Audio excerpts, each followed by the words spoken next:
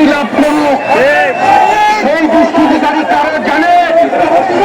সেই দুষ্কৃতিকারী হচ্ছে কেউ অপস্বার্থ নিকৃষ্ট রাজনৈতিক গ্রুপ।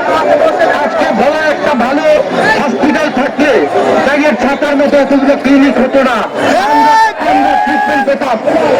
আজকে ভোলায় একটা ভালো শিক্ষা প্রতিষ্ঠান হয় না, প্রাইভেট কিন্ডারগার্টেন গুলো হয়ে যায় এই ব্যবসায়ীদের জন্য।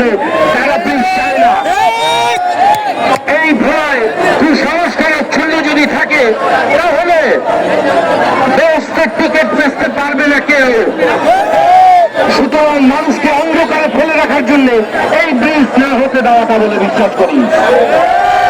আমি কেন্দ্রের কাছে অনুরোধ থাকবে আমার, তোমরা আন্দোলনটা বন্ধ করবে না।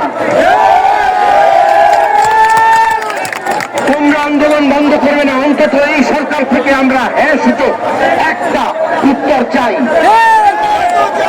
নইলে তোমাদের ভাষায় বলতে হয় আমরা কিন্তু লিঙ্ক ফোন করে নিতে পারি।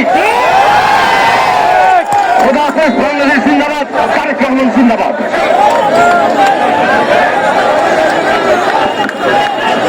ধন্যবাদ যারা বাসিয়ার কাছে।